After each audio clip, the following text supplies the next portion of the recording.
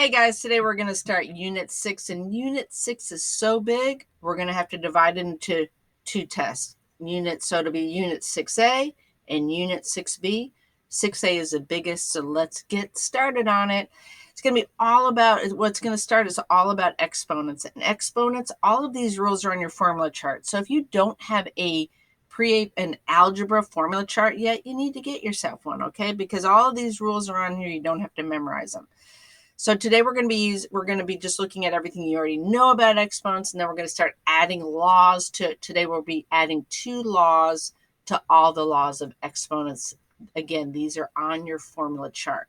So an exponent, please be writing this down and following along. I'm going to add a lot of stuff as I talk, so please don't just forward through here. Just be listening to what I have to say, because you don't want to miss some good stuff on here. All right, the base is a symbol or the number. So let's just work these out instead of talking about it. So for example, 2 to the power of 4, 2 is the base, 4 is the exponent, and it's the same as writing 2 times 2 times 2 times 2. So this is a fast way to do multiplication. The next one has a base that is an exponent. A base that is a variable. So it doesn't change anything. It represents x to the power of 5 would be like multiplying x 5 times. And this is called the expanded form.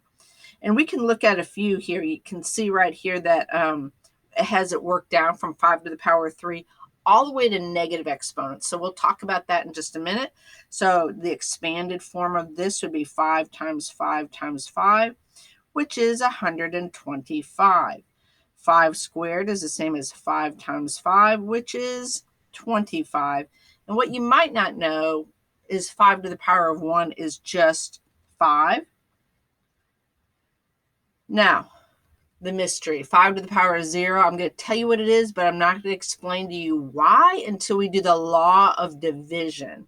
So 5 to the power of 0, there's no expanded form because there's nothing to expand, but any number to the power of 0 is 1. And so just keep that in mind. You'll get an opportunity to try that and experiment with that in just a minute. Now here's the really interesting one. Negative exponents. Negative exponents do not make the number negative. You might want to write that down. Negative exponents do not make the number negative. They make the number very, very small. So if you think about numbers that are more than 0 and less than 1, those are numbers with negative exponents. So they just get really small. So our first example here is 5 to the power of negative 5. So that is the same as 1 over 5. And if I work out 1 over 5, just to remind you, it becomes 0.2 or 0.20. 5 to the power of negative 2 is the same as 1 over 5, 1 over 5. So instead of 5 times 5, it's 1 over 5 times 1 over 5, which is 1 over 25. If I put that in my calculator to figure out the decimal value, it would be 0.04. So it's getting smaller. 20 cents, 4 cents. And you guessed it, 5 to the power of negative 3 is 1 over 5 times 1 over 5 times 1 over 5, which becomes 1 over 125, which becomes a super, super small number, less than a penny. Okay, so what happened when 5 was to the power of 0? The value became 1. Now, I want you to put any number you want into your calculator, any number. So any number to the power of 0, any number to the power of 0. And what do you get? Any number, a million, a billion, a trillion, you get 1. Yes, and this applies to any value.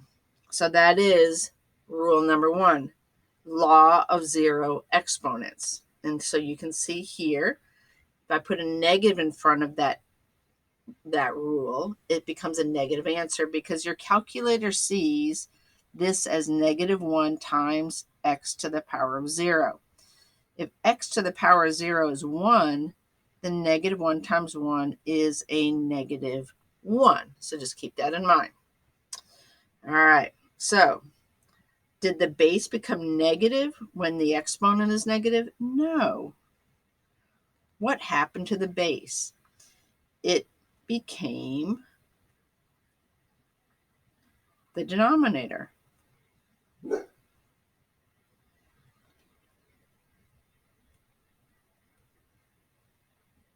Okay, so let's talk about that.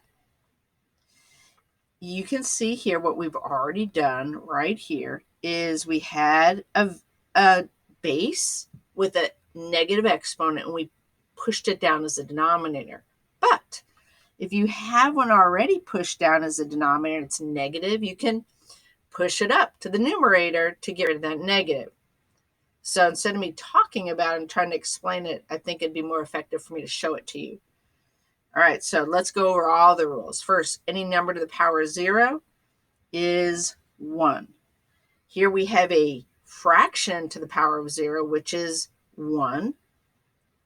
But there's a negative in front of it, so it's negative 1. Remember that negative is outside the parentheses, and that's important to note. If it was inside the parentheses, it would still all become 1. Negative 5. Now watch, I'm going to get rid of, well, actually, I'm sorry, that's negative 5. So that's the same as, this is important. There's no parentheses, so it's kind of like a negative 1 times 5 times 5, which would be negative 25. Hope you caught that. Now we have it inside the parentheses. Now this is like saying negative 5 times negative 5. So here's where the two negatives will cancel each other out and become a positive. All right, 1/2 over, to the power of 4 is the same as 1/2 times 1/2 times 1/2 times 1/2, which is 1 over 16. And you could actually put 1/2 in, put parenthesis, 1 divided by 2, close parentheses to the power of 4, and you'll get the same answer. All right, look, we have a negative. So I'm going to push this down. And I got rid of the negative. 12 squared is 144, so the answer is 1 over 144. Now we have a negative at the bottom, so I'm going to push this up. So now it becomes 3 to the power of 3, which is 27.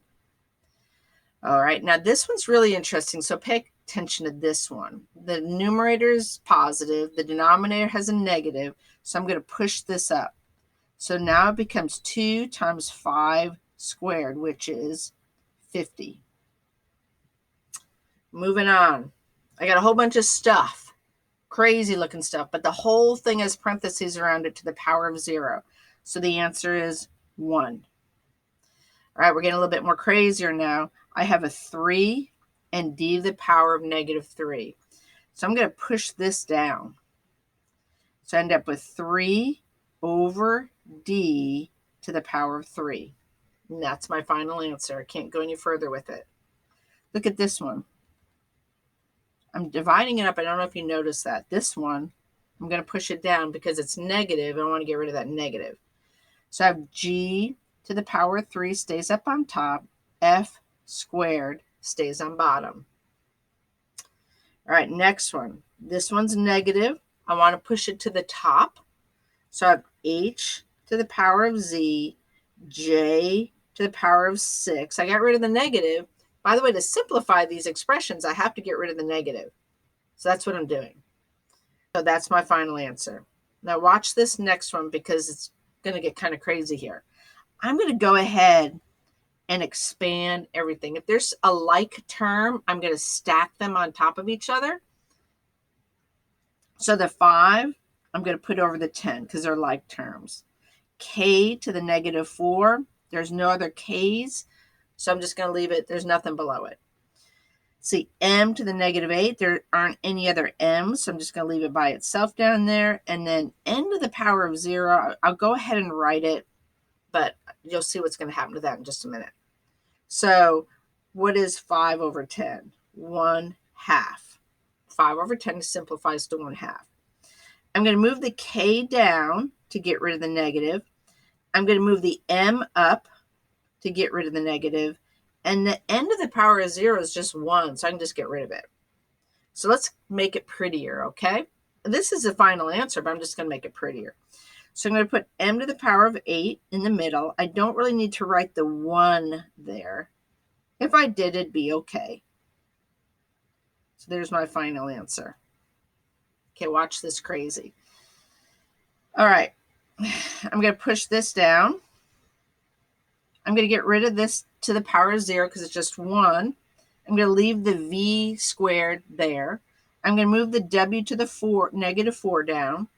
So now I have v squared at the top, s to the power 3, w to the power 4, and now I am done. Got kind of crazy there at the end. I hope you're paying attention. Ask questions if you need to, and I'll see you later. Bye-bye.